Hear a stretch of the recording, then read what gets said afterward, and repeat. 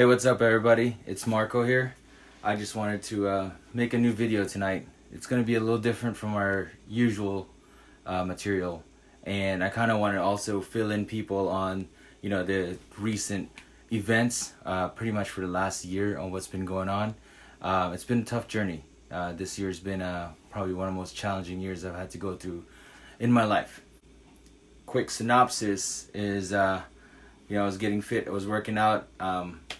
I actually was accepted to the police academy, and I was sponsored by Gainesville Police Academy, Police Department, which is a pretty cool honor.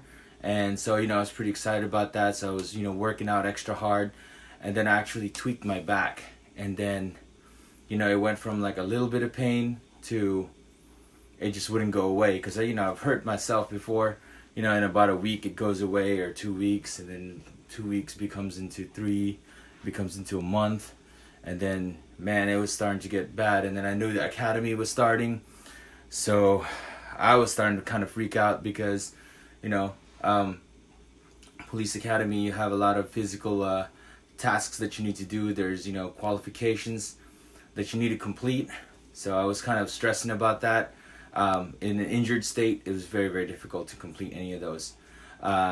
Turns out I actually had a herniated disc in my L5-S1, and that was causing shooting pains to go down my left leg, and on top of the pain on the back itself. That was really, really challenging.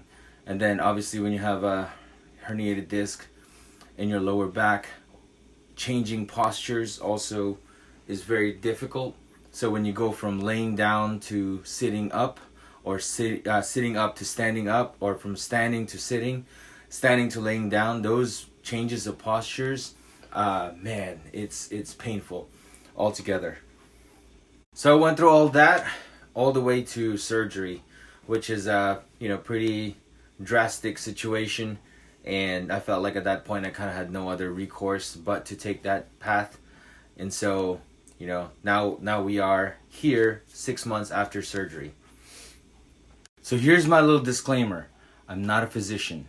I'm not giving you medical advice. All I'm doing is telling you my story of what I went through, so this can hopefully act as a roadmap or a guide for you to go through your treatment plan. My biggest advice is to actually take charge of your treatment. I felt like for the first 5 months of going through it, I was following orders, and I was just following, kind of going along with the flow. And I feel like I didn't know what I was doing. I was out of my element. It was all new to me. I've never been that injured in my life. So that was very, very difficult, but hopefully I can provide some helpful advice. So I actually injured myself, I believe it was July 4th weekend-ish. Probably July the 5th was the date that it happened. It was a new CrossFit gym that I have went to. I was new in town, and so I just kind of wanted to try a new gym, or try to find a new gym. And it was a very difficult workout, but of course, my competitive self, I wanted to kind of shine. And I believe the workout was 3 rounds of 200-meter run, and then 20, 30, 40, 50. The 20 sit-ups, 30 shoulder presses, 30, that's 40 squats, air squats, and then 50 single unders, jump ropes. So that was a pretty taxing workout. But, I was, doing it in good pace and all this. But I think at the 3rd round, I was starting to get really tired. And so the trainer said, instead of doing air squats, she said, keep going. How about we do step ups on the box? And so what I did was, it was 40 step ups. Yeah, that sucked. So what made it hurt, actually, or where I triggered myself, was it wasn't when I stepped up on the box, it was when I stepped down from the box. I think when you step up, you tend to flex your abs, your core, your legs, and all this. But on the way down, I just kind of felt funny on that one. And then and then I just kind of, finished the workout, decent time, pretty much was dead. It was feeling, kind of tweaked, but it wasn't too bad. It wasn't too bad. So I actually went home that day, kind of the usual treatment, ice, ibuprofen, because it was starting to hurt a little bit, but it wasn't too bad. I knew it was bad when the next day it was, sore, but it wasn't muscular sore. It was, you kind of have, like, I've had back tweak before, and this one was different because it didn't feel like a sore muscle. It felt more like a nerve root was getting pinched or something, because to a certain degree I just couldn't find a comfortable situation to sleep or lay down, or it just felt different. And then by the 5th day after, I was starting to think, uh-oh, we have a problem here, because it actually felt kind of bad at that point. There was not as much pain radiating down the leg at this point, but if I coughed, I could feel that in the back and everything. So it was tingling kind of funny. So yeah, I actually tried NSAIDs. So that's ibuprofen, Aleve. Those kind of don't really help, but to a certain degree, can't really tell if it wasn't making it worse, but it wasn't getting any better. So I did all kinds of stuff as well. I tried to roll it out with a foam roller. I tried to stretch, do a little yoga to try and stretch it out. And man, it was still kind of lingering and still hanging out. So that wasn't cool. So then obviously the next options I was taking was the alternative medicine. I wanted to do chiropractor treatment as well as acupuncture. And so at some point I was actually doing every other day treatments. So Monday I would go to a chiropractor, Tuesday I would go to acupuncture, Wednesday is chiropractor again, Thursday is acupuncture, and then Friday, I don't even remember, it's like one or the other or both. But that was like pretty much a daily routine. And then obviously ice and, trying to stretch it out. Those were still options that I was still doing. But I felt like they weren't really helping. Like, to a certain degree, I think I wanted them to work. And so mentally, my mind was telling me that, yeah, you're getting better. But, if I watch myself walk, I know what it's like to walk and not be in pain. And then, your mind can play tricks on you. It can tell you that, hey, you're actually doing well. But reality, you're not. The mind's a very powerful thing. So it can actually go against you too, which is what kind of sucks. So I think I did 3 times a week chiropractor visits for about 3 weeks to a month, which was a financial drain. Oh my God, acupuncture wasn't any cheaper either. Each visit cost a lot of money. Even if you had insurance wasn't going to cover until a certain, I guess it was my deductible was met, and this was around September, October, and so, at that point, the insurance plan was new, so I still had to fork out a lot of money out of pocket, which, at this point I was like, I need to get better, so I'll do what I need to do. So after enough chiropractor visits, I was talking to him, and I, leveled at him. I was like, yo, I don't think I'm getting any better. And he says, well, we can get an MRI. And because chiropractors are actually considered primary care providers, they can actually write a script for an MRI. So, yep, I got an MRI done, and lo and behold, we're able to see that I actually have a herniated disc at L5-S1. And that's what was pinching on my nerve root, and it was actually causing shooting pains, just lightning going down my my left leg, and that was very difficult. Pretty much confirmed our diagnosis. The bad news was that the stenosis, or the narrowing of the area, was just too. It was actually pretty bad. So, I went back to the chiropractor, and I said, hey, listen, I need some help here. And so I actually was able to, fortunately I had the MRI disc, so I was able to schedule an appointment with a specialist right away. There's not a faculty group, it was like a group of physicians that have it's like an orthopedic kind of group. So I was able to schedule an appointment, and then I was able to see them, and then they gave me their recommendation. So it was kind of funny. So let me list this out for you. So their recommendations were: number one, change your job or discontinue working, because that's going to give you less stress on your back. At that point for me, the whole point of working out and all this, and needed to get better so I can get back into the academy so I can go back to training. So changing a job wasn't like a repetitive stress situation. That kind of wasn't the deal. So we can kind of skip that one for me personally, for my situation. The next thing that they recommended was doing physical therapy.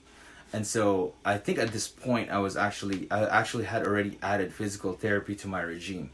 And physical therapy was helpful, but it wasn't fixing it. A, kind of fast enough, and then B, I felt like it just wasn't treating the situation.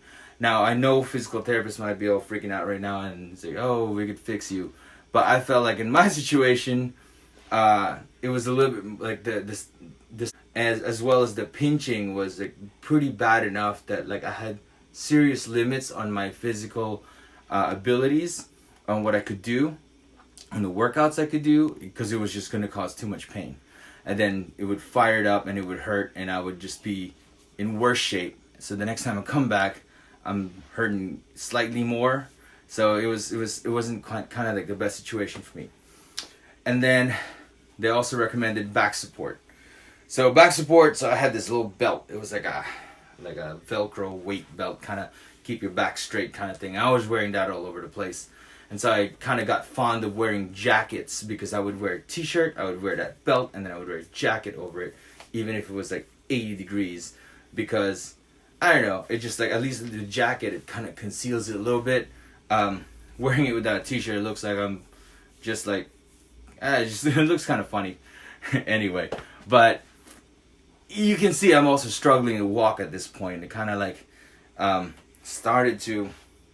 nerve root impingement was starting to get worse enough. The impingement was bad enough that I actually started to develop this little kink right here, because that's the comfortable way, so that like my back wasn't getting agitated and it wasn't firing up that nerve root. And over time, I think it was about a month, I was living with at the last part, I had about pain in the 9 to 10 level daily, and that effing sucks. It was really bad. I couldn't stand long enough to cook breakfast. If you want to make eggs, that was a struggle. I found myself having to lean on the stove like this in order to do anything, or lean on the counters in the kitchen to do anything, because it was too difficult. So at this point I was taking ibuprofen, probably about 600 milligrams a day. Was it 3 pills? Yeah, because I didn't want to hit that 800 daily situation, but sometimes you kind of have to. I was told that I could exceed it, but I didn't want to F with it either. I was probably popping 2 Aleve a day. Of course, if I take ibuprofen, I don't take Aleve as well. It's one or the other, not both. That one was... And again, Aleve and NSAIDs they weren't really doing anything, because it was a nerve root kind of pain. So, it's like if I decide to like get up, that's gonna fire up, but it's not like I had like muscular pain, so that really kind of sucked. And so the other thing was, I remember there was a day when it was really bad that I actually called my physician, and she was on vacation, so I had to speak with another physician who was on backup, and he wrote me a script for prednisone, which is a systemic anti-inflammatory. So what happens is that, it has to go through the system, and he wrote me like a kind of 7 days of prednisone, which didn't help. That sucked as well. And so I was getting pretty desperate at this point, and so I actually scheduled an appointment with the orthopedic group again. I thought, hey, what are my options? I'm hurting here. I'm hurting pretty bad. And so the next step was actually an epidural. So that's where they actually, get you and they give you a shot on your back. And it's usually a steroid of some sort. And honestly, that I knew I was in bad shape when that didn't help. The first time I did it, actually, I went to a hospital, UF Health, and it was done by an anesthesiologist. And, they gave me the shot. A lot of people have told me that would have helped their situation and it would have gone away right away. But that wasn't the case for me. So that scared me a lot, because at this point, I was starting to think that's not good if, something pretty extreme like an epidural didn't even do anything. So I probably had to wait about a month or two until, I went again for another epidural. And so that was 2 shots. I had 2 shots on my lower back, and that didn't help. Now the second time I went with so the second time I went, the physician was a radiologist this time, and he said himself, yeah, the narrowing was pretty bad, and actually your nerve root is pretty, the herniation is pretty bad, that it's actually really pinching on that nerve root. He goes, you might need to really start considering surgery. So I believe I had the epidural shot the second time around, I think was like on a Tuesday, and then on Wednesday, the next day or the day after, I went to the first chiropractor I went to, who I really liked. Actually, I thought he wasn't just a money grab gentleman. I thought he was straight up. Big fan of his. If I ever have to go back to a chiropractor, I'm gonna go back to him. I thought he was really great, but actually he recommended Actually, I showed him my MRI. I still had that. I was walking around with my DVD-ROM of my MRI, and I took it to him, and he saw it, and he's like, "Oof, I can see by the way you're walking, and like I can see that you're like in really bad shape." And so he actually saw it, and obviously the MRI, which was taken like 2-3 months ago, pretty much confirms it. It was in pretty bad shape at this point. So he actually wrote me a script for a neurosurgeon who was probably like one of the best in the area. So Dr. Gardner was the chiropractor in Gainesville, and Dr. Scott was my physician. And it was kind of neat because I think Wednesday I went to Dr. Gardner. He gave me the referral to Dr. Scott. And by Friday I was seeing Dr. Scott. 2 days I saw Dr. Scott, and he said, when do you want to do surgery? I said, as soon as possible. So he scheduled me in 6 days. Thursday was when I was going to have the surgery. Unfortunately, Gainesville Police Department released me on the 13th, which was like the Wednesday. Thursday I had surgery, and things were different after surgery. Oh my God. Immediately I felt like I went from a 9 to 10 daily pain to 0.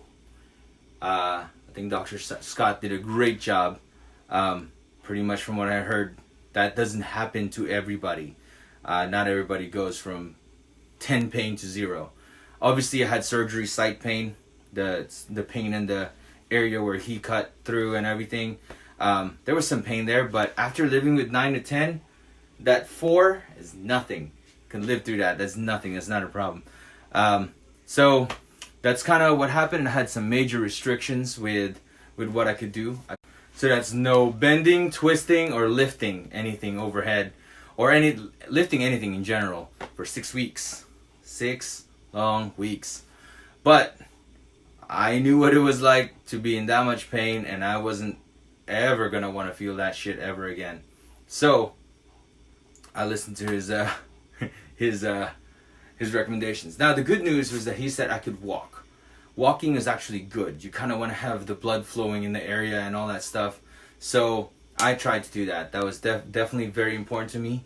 I needed to kind of stay active, and I didn't want to be sedentary. And it was still difficult because, like, for instance, if I wanted to, if I was sleeping and I wanted to rotate, I kind of grab a pillow and I would rotate my whole body like this so I wouldn't accidentally twist, because that's such an easy thing that you don't think about doing. Or like if you drop something, you want to pick it up. If I ever picked anything up, I would have to do a full squat and pick it up, and it was very difficult, but you kind of live with it. So that was about 6 weeks of like no like heavy activities or anything, but it ain't too bad. Time flies by. So and then after that, obviously I went back to physical therapy.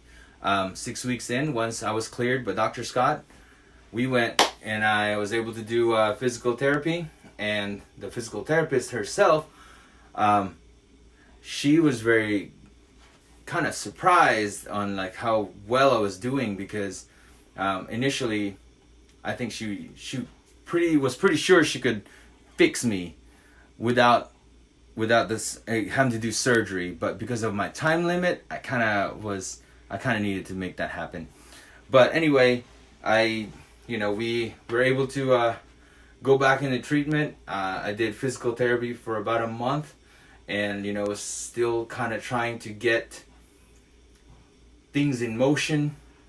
That was difficult. It was challenging, but I wanted to challenge myself. I think I did physical therapy twice a week for the first like 3 weeks, and then maybe like 2 weeks of once a week. And then she thought I was doing well enough and gave me a lot of exercise that I can do on my own. So then I did that. So then that really helped. That really helped kind of build up the back muscles and the hips. Obviously that kind of gets weak as well. So yeah, that was the treatment regimen. I haven't tried running yet 6 months out, because I think that impact is too much. But I've actually increased the duration and how many times I'm able to walk. Right now I try to do daily 2 miles in the morning or 2 miles in the evening. Even better is if I can do it in the morning and in the evening. So, we'll start there. I still haven't tried to lift or anything major in the gym, but it's a process, man.